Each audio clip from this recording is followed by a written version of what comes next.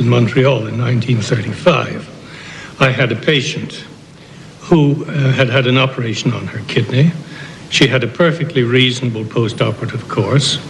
And about a week after the operation, the nurse came in one evening and said, "Would you like to look at the menu for breakfast and order what you would like?"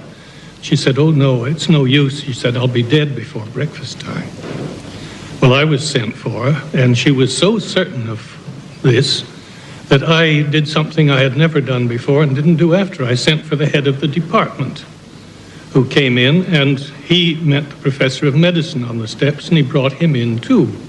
And they both checked this woman all over as thoroughly as they could. They reassured us all. And we all went to bed reasonably happy, I think. The next morning, the nurse woke this patient up, washed her as usual, gave her the breakfast menu, went out of the room for 4 or 5 minutes, came back and found her lying dead. I think most of us can understand someone becoming really quite sick because of fear or anxiety or a conviction that they've had a spell put on them. But the actual process of dying is difficult to understand. In the patients who did die, the ones that I looked into, there was no cause of death, no real identifiable cause of death. But psychiatrist Dr. Roland Littlewood has studied voodoo and believes there may be a medical explanation for these strange deaths. We have some evidence which comes from post-mortems carried out in West Africa on people who died after having been cursed. The adrenal glands, which are 2 little glands near your kidney, produce adrenaline, which is necessary to keep your blood pressure up, a whole lot of other things in your body. Now, you get a surge of adrenaline into your bloodstream at crises, at times when you have to fight, times when you have to run away.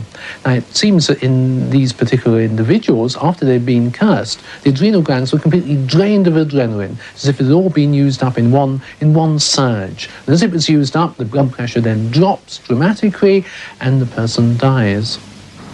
Is that what happened in Oklahoma?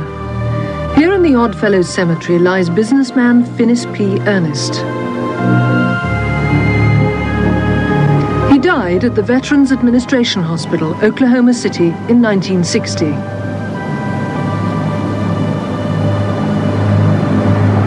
It's a long way from the lands of voodoo, yet Ernest's doctor, James Mathis, believes his patient was killed by a curse, and that his death certificate gives only part of the story. Ernest suffered from asthma, and visits to his mother seemed to trigger the attacks, as Mathis realized after allowing him out of hospital one weekend. This was the first hint that we had that perhaps we were dealing with something a little bit more than just ordinary asthma.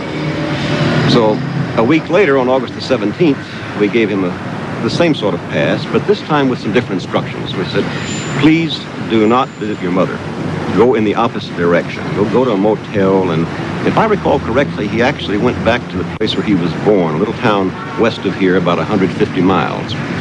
Came back a late Sunday evening with a story from his wife, perfect. No wheezing, not a shred of difficulty.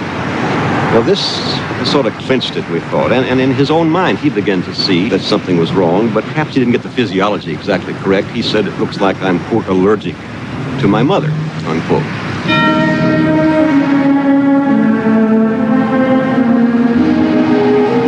Finis Ernest had been running a busy nightclub in downtown Ponca City, but by 1960 he was bored and decided to sell up. His mother was the partner in the business, and she was furious. This man's mother was looked upon by him as infallible. He pointed out to me time and time again that mother had never been wrong.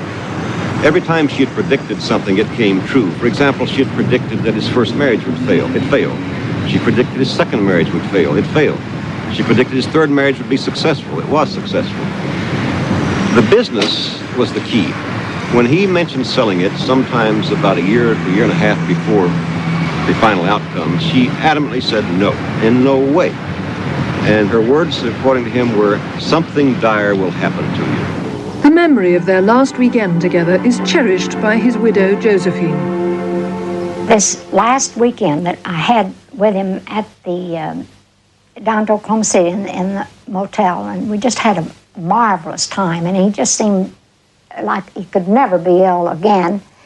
until he decided that maybe we'd better go by and see his mother. And we did, and after we went by to see his mother, it wasn't but a few minutes till he started having this breathlessness, and I knew it was a sign of an attack. And I had to hurriedly call the hospital and tell him that I was afraid that he was having another attack and we'd be bringing him in.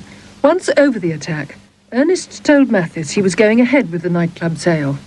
After our session at 5:30, he called his mother and said, in essence, the doctor and I have talked this over, and I have decided to reinvest my money.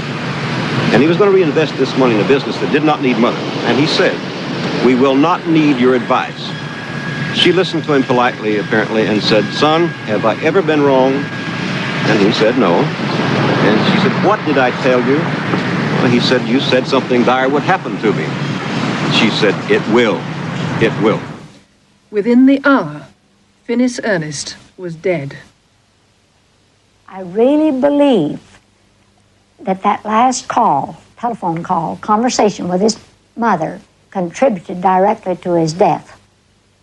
Autopsy showed no heart attack, no stroke, none of the usual causes of death. That's why we call it a sophisticated version of voodoo death. These stories prove the extraordinary, even fatal, power that the mind can have over the body. After listening to the doctors, I'm convinced that people can be literally scared to death. Yet I don't believe that spells work unless the victim knows that he's a target.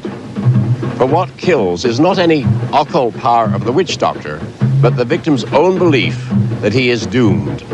This destructive influence of the mind over the body could become a power for good.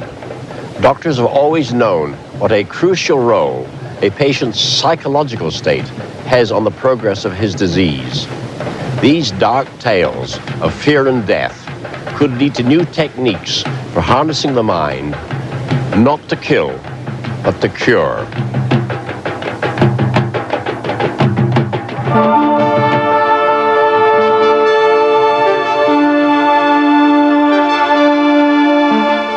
Does the US government have aliens in its possession?